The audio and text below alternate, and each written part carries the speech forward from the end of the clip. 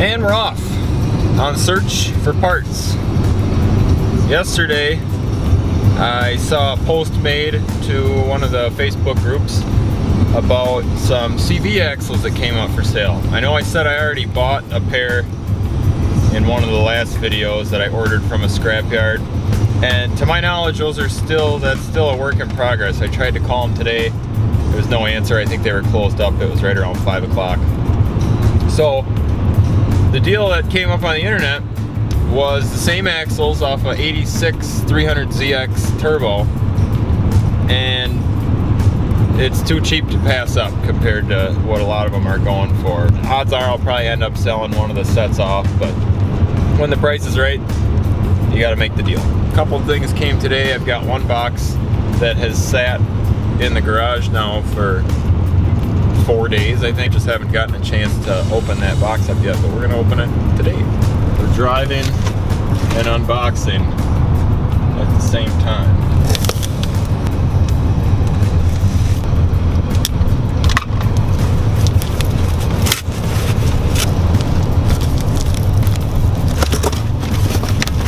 Hey!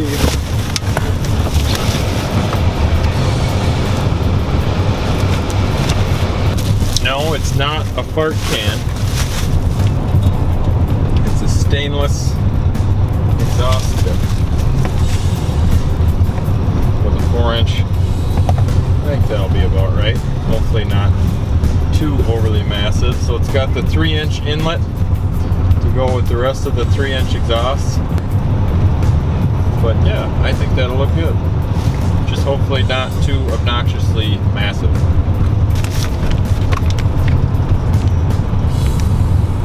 This will thread into the oil catch can and fit the 10 AN fittings that I'll be using for the Dash 10 hose for that PCV.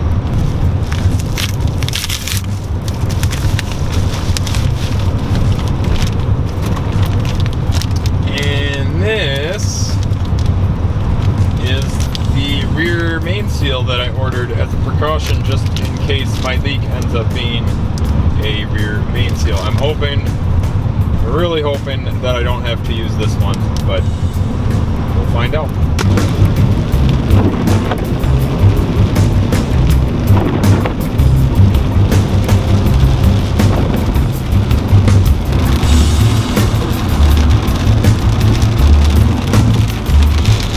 So, as I'm driving through Milwaukee, I randomly felt the vibration in the pedal from the ABS, and I thought, well, maybe the road's just slippery from the rain.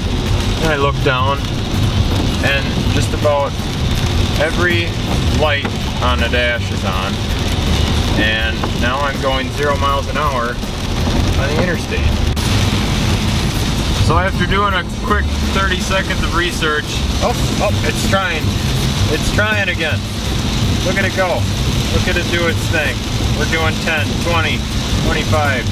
So it's the wheel speed sensor, and that throws off the ABS and the traction control and all kinds of crazy stuff. So I either need to clean out or replace the wheel speed sensor and it'll be good to go. There's been a new update in the exhaust saga. What I ended up doing now is ordering the same pipe again from CX, the same stainless one.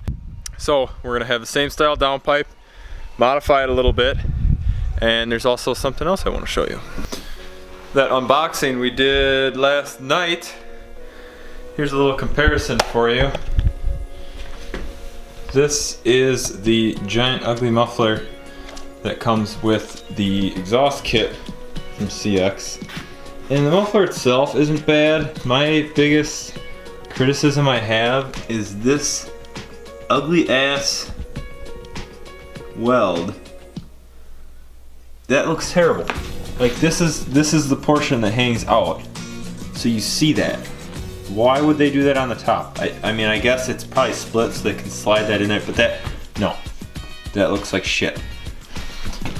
It did the same back here, but this part doesn't bother me.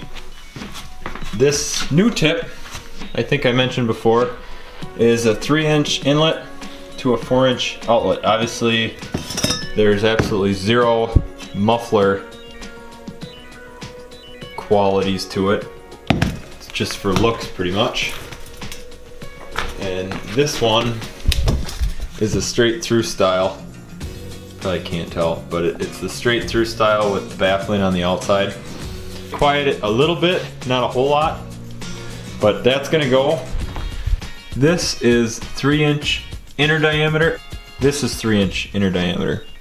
So what I'll do is probably end up taking a piece of scrap from here, because this is 3-inch outer diameter, using that as a sleeve, and then cutting this off here, weld it, and then slide it in the same on this end. That way I'll be able to adjust my length, because this is gonna be just a little bit shorter. So I'll probably need an extra few inches, I think. All the exhaust isn't really gonna fit exactly right, because when I mocked it up before, everything seemed to be just off, like the length of everything. And there's way too many V-band connectors all over this. It's a 4-piece exhaust, which to me is just ridiculous. So I'm gonna change it to a 2-piece exhaust.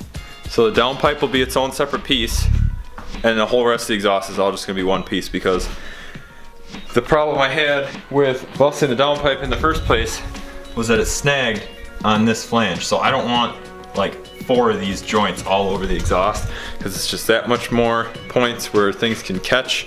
And as low as the car is, I think it's just gonna make for a bunch of headaches. And with using couplers, I've got 3-inch inner diameter couplers that I'll be able to adjust the length of all this stuff.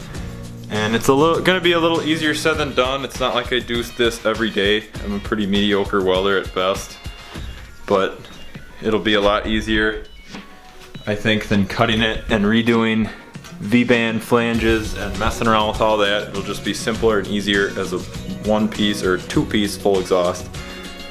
And the only muffler that'll actually restrict sound on the whole exhaust is gonna be this little guy right here. And it's not a catalytic converter. It's just another straight through style with baffling around the outside with the, I don't know what they call that, a drilled core or whatever it is. And so it'll just go straight through. So it should get rid of some of the tractor sound at an idle. And then at wide open throttle, it'll just, the velocity of the air will just pass straight through it. It'll sound like straight pipe. This should give some sort of a rough idea of the look that I'm going for. I don't think that's too big. I was a little worried at Kyle's when I saw the fart can on his car, but that's 4-inch. I wouldn't want it any bigger, but I think that'll be alright. It's hard to visualize it right now, just sitting up in wood blocks. But I would think I'd want it to stick out at least that much, just to keep some of the fumes from circulating back in. So something like that, I would say. Now I'll show you what all the fuss was about for my little 2-hour each way, so 4-hour adventure last night driving to Milwaukee. I picked up these guys. So these are Z31 300ZX turbo CV axles. And the reason when I say turbo, it's not just because I think turbo is cooler, which it is, but the turbo CVs had these four bolts on them, where the non-turbo had 6, and something about the design, I'm not exactly sure why, but something about the design of them, apparently the turbo ones are stronger. So the turbo ones are what you want. And you get a companion flange made so that these will bolt to the hub side of the wheel. And then this spline input shaft, whatever you want to call this, will just plug right into the R200. And it's almost plug and play. You look sad. You know, that exhaust dog. Hi. I just wanted to give a little update, keep the videos flowing. For now, I'm gonna get the car back on the jack stands. I don't think I'm gonna actually plan on resealing the pan today. That'll be a project for another day. Thanks for watching, guys. You know what to do. Subscribe if you haven't already. Give this video a thumbs up if you liked it. And keep watching. I'm gonna end this one a little bit different, show you guys something you haven't seen before.